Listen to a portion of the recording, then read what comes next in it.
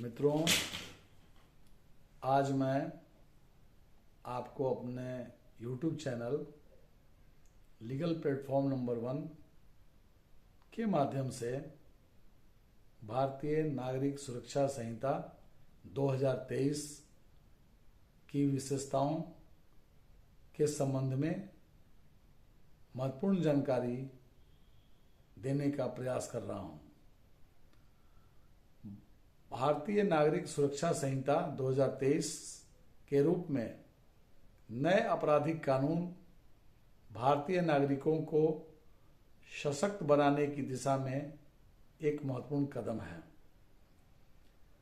इस नए कानून में अब ऑनलाइन घटनाओं की रिपोर्ट दर्ज करने का प्रावधान किया गया है। अब कोई भी व्यक्ति इलेक्ट्रॉनिक संचार के माध्यम से घटनाओं की रिपोर्ट कर सकता है। इसके लिए उन्हें थाने पे जाने की ज़रूरत नहीं होगी। इतना ही नहीं, इस नए कानून में 0 FIR का भी प्रावधान सुनिश्चित कराया गया है। 0 FIR के तहत किसी भी पुलिस स्टेशन में आप मुकदमा दर्ज कर सकते हैं। इसके लिए क्षेत्राधिकार की समस्या आड़े नहीं आएगी। इतना ही नहीं, हमारे इस नए कानून में FIR की निःशुल्क प्रति पीड़ितों को दी जाएगी और गिरफ्तारी के समय उन्हें सूचना देने का अधिकार भी इस नए कानून में सुनिश्चित कराया गया है, जिससे गिरफ्तार व्यक्ति के परिवार और मित्रों को उनकी गिरफ्तारी के विषय में महत्वपूर्ण जानकारी दी जाएगी। फॉरेंसिक साक्ष्य भी संग्रह किया जाएगा और घटना की वीडियोग्राफी भी कराई जाएगी। मामले और जांच को मजबूत बनाने के लिए फॉरेंसिक विशेषज्ञों के लिए गंभीर अपराधों में अपराध स्थलों पर जाकर साक्ष्य एकत्रित करने के लिए वीडियोग्राफी भी कराई जाएगी और एकत्रित नमूने को, साक्ष्य को फॉरेंसिक जांच के लिए भी भेजा जाएगा। सबसे बड़ी बात यह है कि इस नए कानून में त्वरित जांच का भी प्रावधान किया गया है। खासकर महिलाओं और बच्चों के खिलाफ जो अपराध हो रहे हैं या किए जाएंगे, उन अपराधों की त्वरित जांच करने का भी इस BNSS में प्रावधान किया गया है। पीड़ितों के लिए निःशुल्क चिकित्सा की भी व्यवस्था सभी अस्पतालों में की गई है। खासकर महिलाओं और बच्चों के विरुद्ध जो अपराध किए जाते हैं, उनके साथ जो अपराध किए जाते हैं, उनमें पीड़ित को निःशुल्क चिकित्सा प्रदान की जाएगी और कराई जाएगी।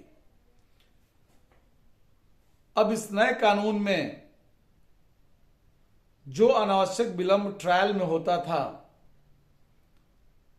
सम्मन भेजने की प्रक्रिया जो होती थी, कागजी प्रक्रिया, उस कागजी प्रक्रिया से निपटने के लिए अब इस नए कानून में इलेक्ट्रॉनिक माध्यम से सम्मन भेजा जाएगा।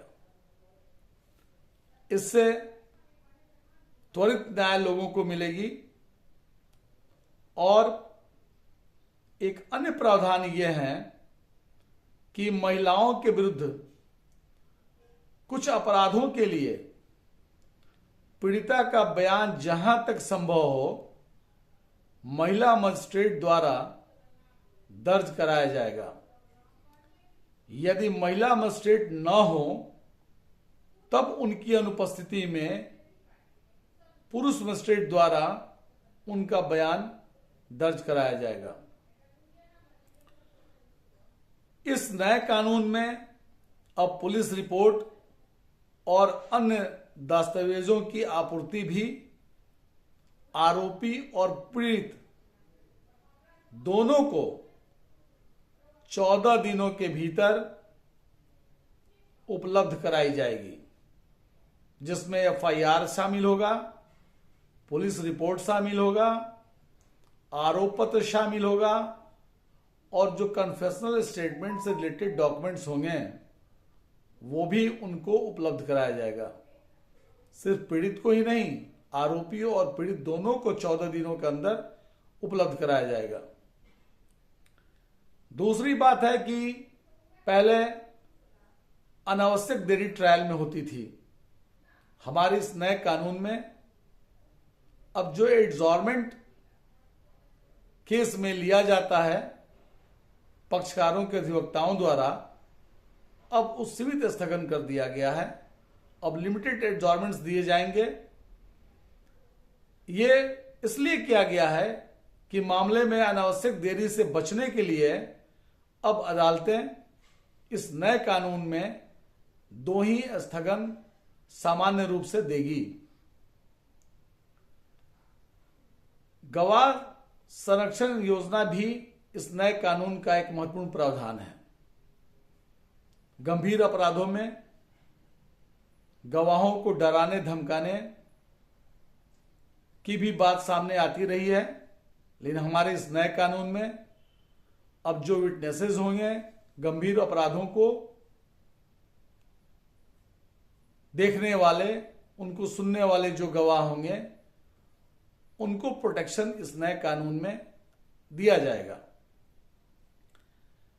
अब लिंग की समायोजिता के संबंध में भी इस नए कानून में प्रावधान किया गया है। लिंग की समायोजिता से अभिप्राय यह है कि अब लिंग की परिभाषा में ट्रांसजेंडर को भी शामिल किया गया है। इसके अलावा सभी कार्रवाइयां जहां तक संभव हो सकेगा इलेक्ट्रॉनिक मोड से कराई जाएंगी और इतना ही नहीं, बयानों की ऑडियो वीडियो भी रिकॉर्डिंग कराई जाएगी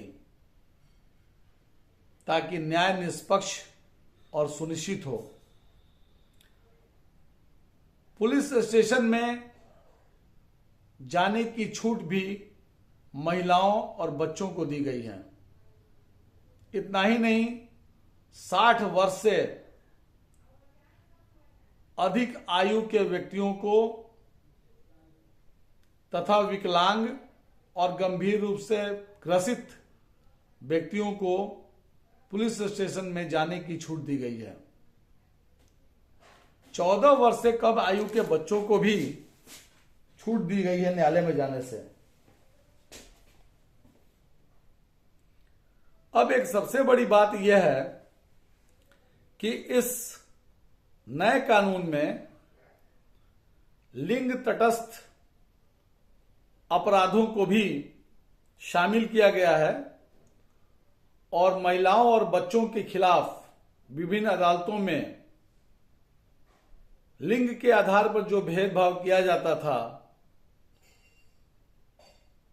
अब उनको इस नए कानून में लिंग तटस्थ बना दिया गया है, जिसमें लिंग की परवाह किए बिना सभी पीड़ितों और अपराधियों को शामिल किया गया है। सामुदायिक सेवा का भी प्रावधान इस नए कानून में किया गया है। छोटे मोटे अपराधों में दोषी व्यक्तियों को सामुदायिक सेवा भी एक सजा के रूप में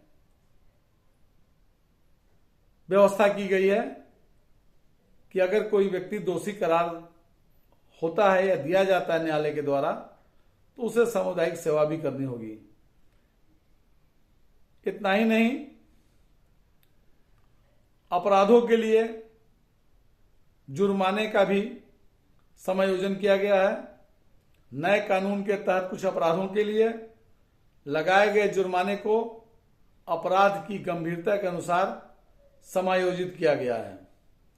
कानूनी प्रक्रियाओं को सरलीकृत बनाया गया है और तेज और निष्पक्ष न्याय के लिए विशेष व्यवस्था की गई है। धन्यवाद। अगले एपिसोड में हम फिर आपको नई जानकारियां लेकर आएंगे और आपको अपनी इस YouTube चैनल के माध्यम से आपका ज्ञान वर्धन करेंगे। धन्यवाद। शुभ रात्रि।